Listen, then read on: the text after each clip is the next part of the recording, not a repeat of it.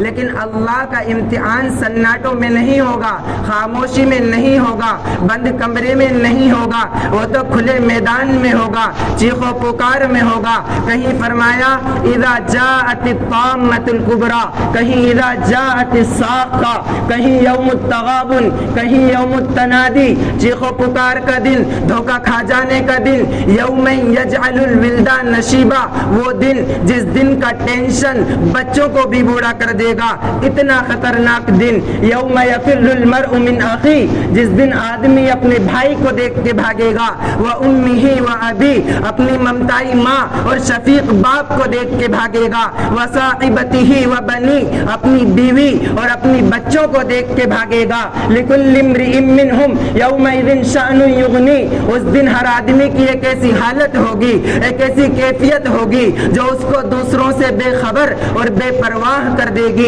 یا ایھا الناس اتقوا ربکم، اے لوگو اپنے رب سے ڈرو، ان زلزلۃ الساعۃ شیء عظیم، قیامت کا زلزلہ بہت بڑی چیز ہے، دنیا کی مصیبت بہت کم ہے، قیامت کا غم بہت غم ہے۔ یا ایھا الناس اتقوا ربکم ان زلزلۃ الساعۃ شیء عظیم، لوگو اللہ کے عذاب سے ڈرو، قیامت کا زلزلہ بہت بڑی چیز ہے، جس دن تم یہ دیکھو گے اذا زلزلت الارض زلزالہا، جب زمین کو پورے طریقے سے ہلا دیا جائے گا، جب زمین کو پورے طریقے سے جھنجھوڑ دیا جائے گا، اذا زلزلت الارض، بات پوری ہو گئی، جب زمین ہلا دی جائے گی، تاکید کے لیے فرمایا زلزالہا، بہت بڑا جھٹکا اللہ اس زمین کو دے گا، یہ زمین پلٹ جائے گی۔ یا ایھا الناس اتقوا ربکم، اے لوگو اپنے رب سے ڈرو، ان زلزلۃ الساعۃ شیء عظیم، قیامت کا زلزلہ بہت بڑی چیز ہے،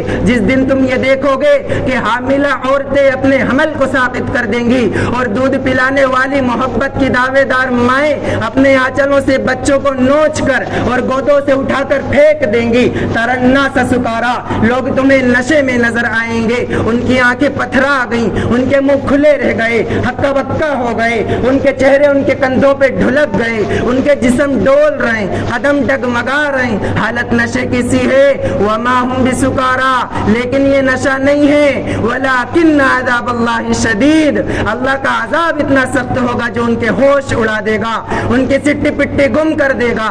اب انسان مصیبتوں میں گر جائے گا، پریشانیوں میں گر جائے گا، ایک طرف نگاہ اڑاتا ہے، ایک طرف نگاہ اٹھاتا ہے تو پہاڑوں کے ٹکڑے اڑے جا رہے ہیں۔ قیامت کے دن کی آندھیاں جب پہاڑوں پر پڑی تو کالعہن المنفوش، وہ روئی کے گالوں کی طرح اور غبار کے بادلوں کی طرح آسمان میں اڑتے نظر آ رہے ہیں۔ جب انسان نے دوسری طرف نگاہ کی تو وَإِذَا الْبِحَارُ فُجِّرَتْ، سمندر ابل رہے ہیں، وَإِذَا الْبِحَارُ سُجِّرَتْ، سمندر سونامی بن کر، سیلاب بن کر، باڑھ بن کر انسانوں کی بستیوں میں چلے آ رہے ہیں۔ جب انسان تیسری طرف نگاہ کرے گا وَإِذَا الْوُحُوشُ حُشِرَتْ، جنگل کے جانور انسانوں کی بستیوں میں چلے آ رہے ہیں، سانپ بچھو اپنے بلوں اور سوراخوں سے نکل کر، شیر چیتے لومڑی بھیڑیے اپنی غاروں اور غفاؤں سے نکل کر انسانوں کی بستیوں میں چلے آ رہے ہیں۔ اب انسان ہر طرف سے پریشان ہے، چیخنے لگا، چلانے لگا، این المفر، کہاں بھاگوں؟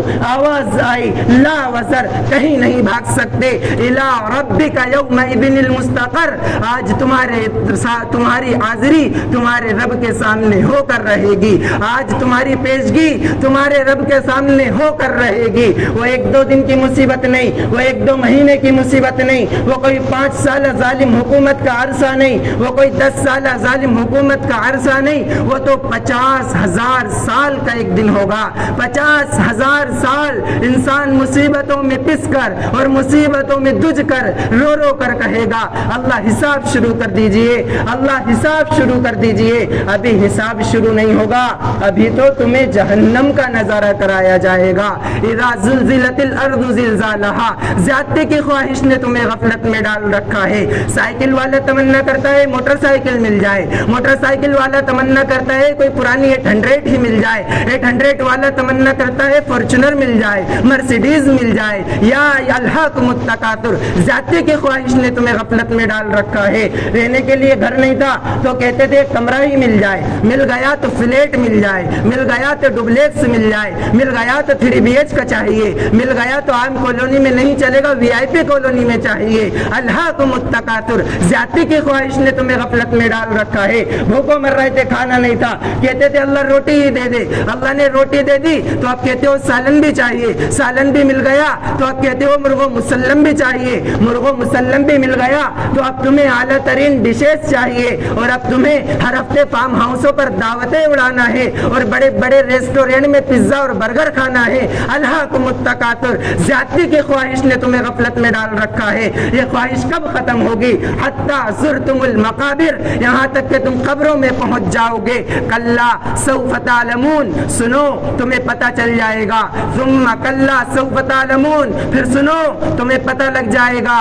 کلا لو تعلمون علم الیقین, سنو سنو تمہیں یقینی علم حاصل ہو جائے گا. کیسے؟ کیا کوئی فرشتہ تمہیں بٹھا کے سمجھائے گا, یا کوئی نبی تمہیں واضح و نصیحت کرے گا, یا عبد القادر جیلانی اور خواجہ اجمیری اپنی قبر اور مزار سے اٹھ کر تمہیں سمجھائیں گے؟ نہیں نہیں. لترون الجحیم, جہنم کا ایک منظر تمہیں سب سمجھا دے گا. ثم لترونها عین الیقین ثم لتسألن یومئذ عن النعیم, پھر جب تم جہنم کو دیکھ چکو گے رو رو کر کہو گے اللہ حساب شروع کر دے. اب اللہ جہنم سے کہے گا وجیء یومئذ بجہنم, جہنم کو لاؤ.